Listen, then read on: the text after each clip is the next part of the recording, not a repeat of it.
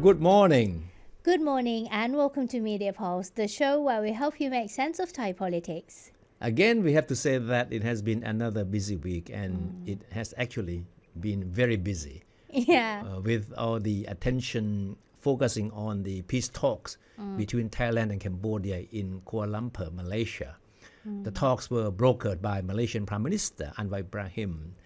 And of course, we are glad that things went well and both sides agreed to a ceasefire. Yeah, peace seems to be in progress for now. All right. But the big question is how long the ceasefire will last. Yeah. Don't forget that there are still as many as 100,000 villagers living as displaced persons in temporary shelters along the border. Yeah, also businesses are still waiting to recover around the border area. True. I mean, these villagers want nothing more than having a chance to go back to their normal lives. Yeah. Okay. Yeah.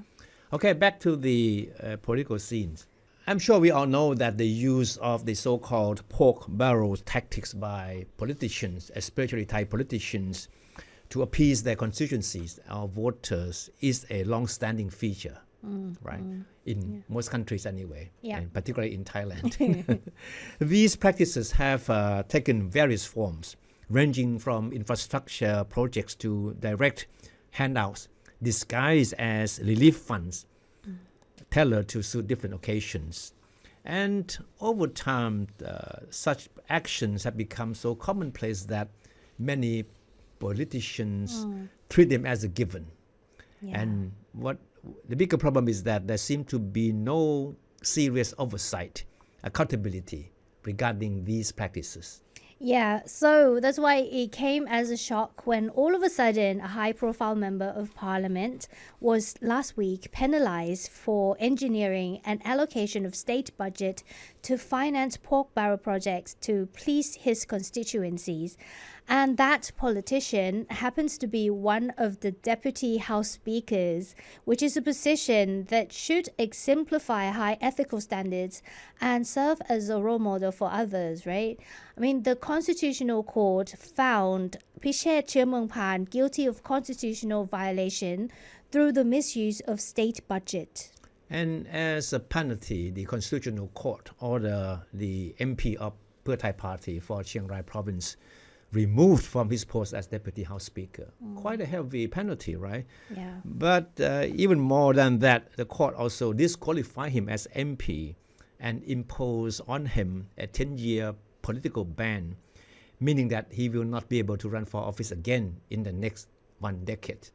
Yeah, and it's going to be difficult for him because now he's 62, right? Yeah. And the court reasoned that this old political veteran was found to have violated Article 144 of the Constitution by proposing a fund of 178 million baht. That's about 4.5 million US dollars. And that's from the annual budget of the fiscal year 2025. And there's another chunk of funds as well, 594 million baht, and that's about 18 million US dollars for year 2026. The projects were to be implemented in Kun Pichet's electoral constituencies in the northern province of Chiang Rai. Yeah. Officially, the projects were designed to promote public participation, women's empowerment, and development of youth potential. And these are very good, right? Sounds good. But critics see them as nothing more than pork barrel projects. Yeah. And the complaint that led to the court's ruling was filed by a group of opposition MPs who argued that the projects were clearly examples of pork barrel spending intended to provide political advantage to the Deputy House Speaker. Now let's look at Article 144. It says that no legislator shall propose or redirect state funds for personal gains. Now the court ruling, however, is being seen by some political analysts and activists as having a much wider ramification than it appears to be. Some former senators believe that it should not be Pichet, the Deputy House Speaker, alone who should bear responsibility for what happened. They argue that the whole cabinet and the MPs who voted for the budget bills should also be penalized. That's pretty much everyone. เรื่องไกลลีกิจวัฒนะ a well-known so-called chronic petitioner Chronic. wasted no time in filing a petition with the Anti-Corruption Commission. He asked the commission to ask the Constitutional Court to take up the case. Yeah, he recalled that despite objection by opposition MPs to the proposed funding in question during the first reading of the budget bill by the House of Representatives in May, the cabinet made no attempts to make any corrections afterwards. Government MPs subsequently overwhelmingly voted in its favor as well. So he said, so Pichet should not be the only person to bear the brunt. The whole cabinet and the 332 MPs who voted for the budget bill should also bear responsibility. Of course, what Rungkai obviously wants or hopes for is for the Paetongtarn cabinet and all the MPs in the government parties who voted for the budget bills to suffer the same fate as Deputy House Speaker Pichet at the hands of the Constitutional Court. And of course, that's not the only case being raised against the Paetongtarn government as far as the issue of budget diversion or misuse of state budget is concerned. Another serial petitioner, we have so many. The chronic and serial. And this time it's Sisuwan Chanya, the very familiar face, right? Yep. Kun Sisuwan had earlier filed a petition also with the National Anti-Corruption Commission accusing the Paetongtarn government of violating Article 144 of the Constitution over its funding for the much publicized digital wallet scheme.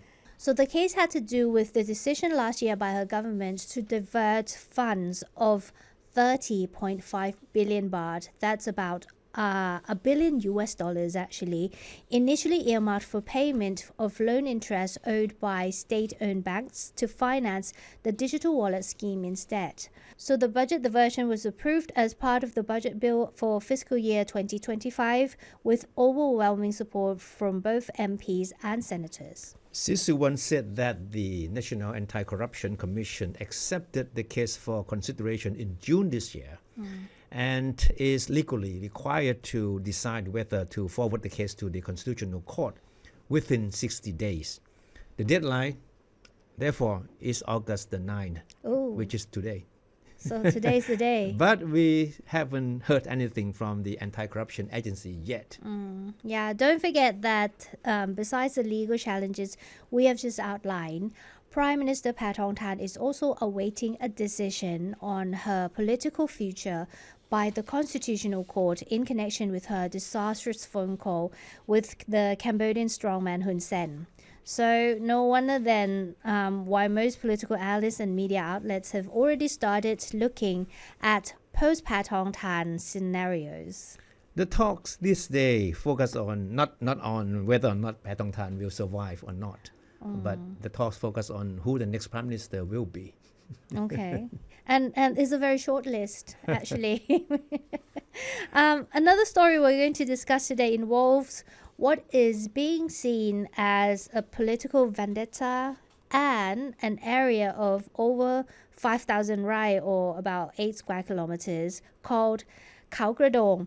I'm sure many of our viewers may not be able to picture it, but if we say Chiang Arena and Chiang International Circuits, then you might be able to relate.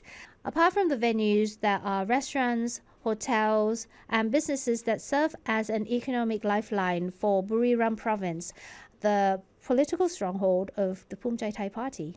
Nevin Chitchop, also known as the de facto leader of the party and one of the most recognized political veterans, is also the man who has been credited for transforming this empty space called Khao Kradong into the economic foundation of the entire city. Yeah, but there's a problem because the land in which the Chitchop's urban development stands has been under legal threat ever since Nevin uttered the phrase "Man chop la khap nai." If you remember, it's over, boss. And that's a famous phrase that he said during the fallout between him and former Prime Minister Thaksin Shinawatra. And we'll come back to the issue of the land later on. Yeah. But for the time being, here's a brief background information about the relationship. Yeah, we have to outline the It's quite relationship. complicated, very long running story, right? So this is a brief background information about the relationship between former Prime Minister Thaksin Shinawatra and Nevin Chichop, the founder of Buriram United football team. Right, yeah. A major turning point in Nevin Chichop's political career was his appointment as minister to the PM's office at the time of the Thaksin government, right? At that particular point of time, Nevin was considered a close ally of Thaksin and played a very important role in Thailand's political landscape. Yeah. However, following the military coup d'etat in 2006, Nevin was disqualified from politics and barred from running for office. In a way, it can be said that he went through that trouble and a lot of other troubles for Thaksin. Yeah. Well, despite this, he went on to form the group called Friends of Nevin and played a key role in helping to establish Pichet Chuamuangphan's government. And by 2009, escalating political conflicts involving the United Front for Democracy Against Dictatorship, or what you call the Red Shirts, led to a fallout between Nevin and Thaksin. And that event gave rise to the now famous phrase we mentioned, "It's over, boss." Yeah. Now back to the land is a common problem in Thailand, especially in rural areas where lands are occupied and used without proper title deeds. Sometimes they are bought and sold ambiguously. Yeah. And a lot of times politicians are involved. Yes. With these lands, in some cases, it has a good ending where the person who uses the land actually gets a title deed, but in many cases it turned into a very ugly litigation. But in the case of Khao Kadong, there are 20 plots and which covers about 46 hectares where both the Chiang Arena and Chiang International Circuit are located, and they were deemed illegally acquired as ruled by the Supreme Court in 2018 and the Central Administrative Court in 2023. Now, the courts ruled that the land belongs to the State Railway of Thailand. So by law, Nevin and other landowners are required to either give up the land or sign a rental agreement with the State Railway of Thailand to continue to be there. But the land department has been accused of foot dragging on this issue. The Khao Kradong land dispute resurfaced as a major issue when the Ministry of Interior, under the supervision of Acting Prime Minister Phumtham Vechayachai, ordered the land title deeds covering over 5,000 rai revoked. You know, the land system in Thailand is very strange. The measurement is just unique. That's right. That's right. You have to try and bear with us. So the move is intended to return the land to the State Railway of Thailand, or SRT, in accordance with rulings from the Supreme Court and Supreme Administrative Court, which clearly affirm that the land in question is owned by the SRT. Now the question is, why now? Especially when the country is being caught up in so many crises, ranging from Trump's tariffs to the border clashes between Thailand and Cambodia. No, in the eyes of many political analysts, this may be a case of political vendetta aimed at Pumchai Thai parties. Ever since the party left the Pheu Thai-led coalition government in the middle of Prime Minister Paetongtarn's scandal over the phone conversation with Cambodian strongman Hun Sen. But according to Phumtham, this is not a political move to get back at the Pumchai Thai party as widely speculated.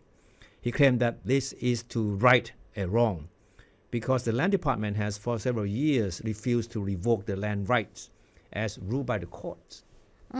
He also said that there's a committee which was set up on July 21st to investigate why previous Director General of the Land Department had refused to invalidate the occupation rights or the land title deeds, even though the law empowered them to do so. So they obviously are dragging their feet, and people are asking why, especially Phumtham is curious all of a sudden now.